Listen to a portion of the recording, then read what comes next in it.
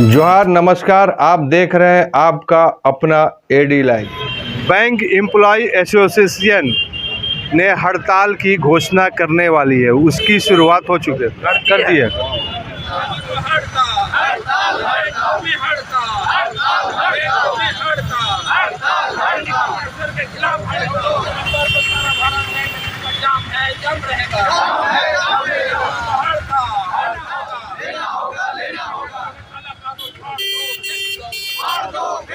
Sir, किस किस मुद्दा में आप लोग आज मतलब हड़ताल करने वाले 19 तारीख को? करीब 10 बैंक ऐसी है जहां लास्ट 1.5 साल से लड़ाई चल रही है। कहीं पर बाइपेटाइट जो हम लोग का 5 साल में एक बार होता है, वो 2022 में एक्सपायर कर रहा है। वो सेटलमेंट अभी तक इम्प्लीमेंट नहीं हुआ सीरियन बैंक में। कुछ दिन पहले 2 दिन सेंट्रल बैंक स्ट्राइक किए हैं, क्योंकि सेंट्रल बैंक में पूरा ऑल इंडिया में कम से कम 3000 एम्प्लॉय को ट्रांसफ़र कर दे इधर से उधर without follow norms and etcetera, जिसका चलते पूरा रैंसैक हो गया बैंक का। कस्टमर सर्विस हैम्पर हो रहा है, लेकिन मैनेजमेंट उससे कोई मतलब नहीं है। मैनेजमेंट अपना हिमसिकल मैनर पर चल रहा है।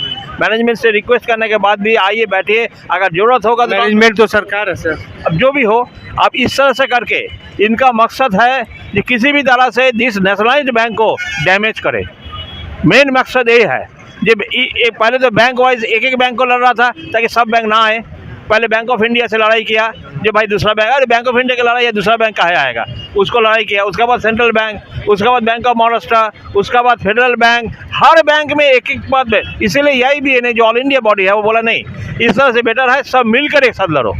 इसलिए सब मिलकर एक साथ लड़ा। जितना बैंक है अदर देन स्टेट बैंक, सब जगह पर EIBA मेजोरिटी में है। इसीलिए EIBA जो है इस बैंकों में 19 तारीख को कॉल किया है लड़ाई के बिगुल में, जो आप जो है यूनियन से बैठकर राय सलाह करके बैंक को बचाने के लिए आगे बढ़िए। सर, इसका अंत कब होगा? आप लोग का हर समय स्ट्राइक होता है, कभी 2 दिन 4 दिन, लेकिन डिसीजन कुछ नहीं हो रहा। देखिए, ये स्ट्राइक जो है हम लोग का लिए नहीं है। ये स्ट्राइक हम सब कुछ समझ गए, आप सब कुछ समझ रहे हैं, आप मेहनत कर रहे हैं, लेकिन डिसीजन नहीं हो रहा। देखिए, सरकार जी जिस तरह का सरकार अभी आप आए हुए हैं, हर चीज़ को समझने के बाद भी अगर ना समझ सकेंगे तो उस सरकार को कैसे समझाइएगा? लड़ाई की एक मात्र उपाय है। आप देखे होंगे फार्मर का टाइम में 700 फार्मर मरने के बाद उनको होश आया कि भाई हमसे गलती हो गया। तो ये सरकार के सामने में हम लड़ाई कर रहे हैं।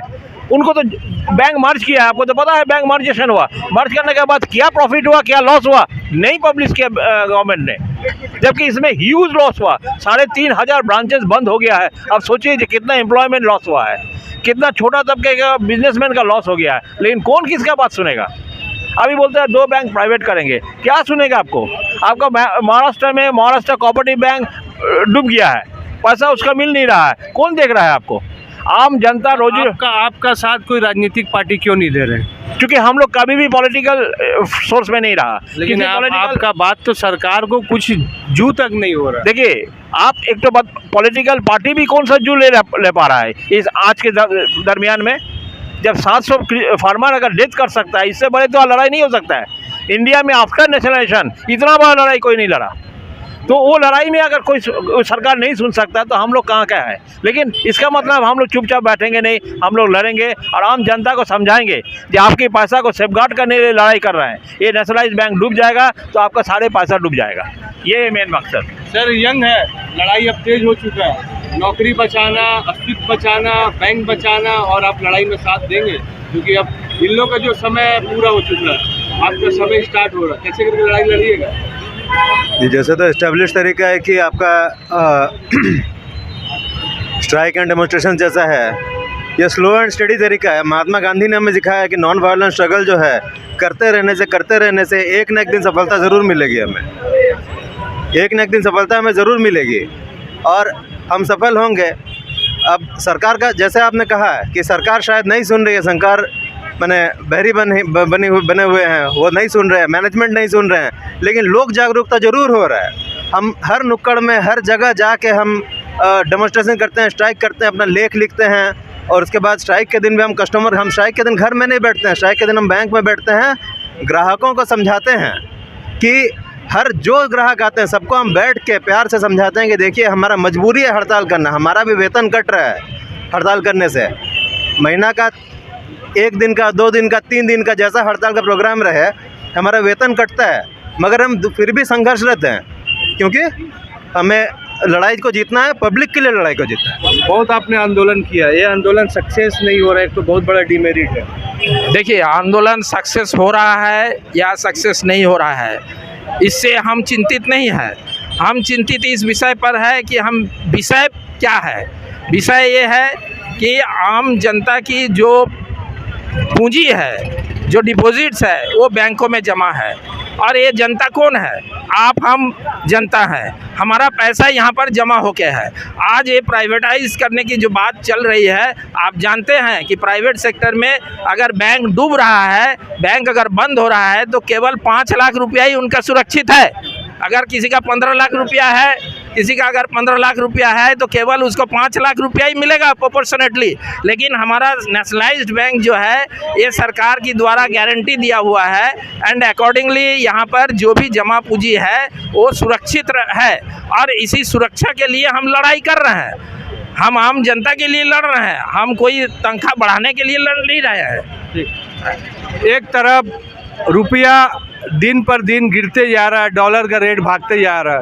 ये बैंक एम्प्लॉय जो कोविड काल में अपने परिवार को छोड़ के जनता का सेवा के लिए अपनी जीवन को कुर्बानी लगा दिए, और उसके बाद वह टीम जो 3,500 एम्प्लॉय को 3,500 ब्रांच को बंद कर दिया गया।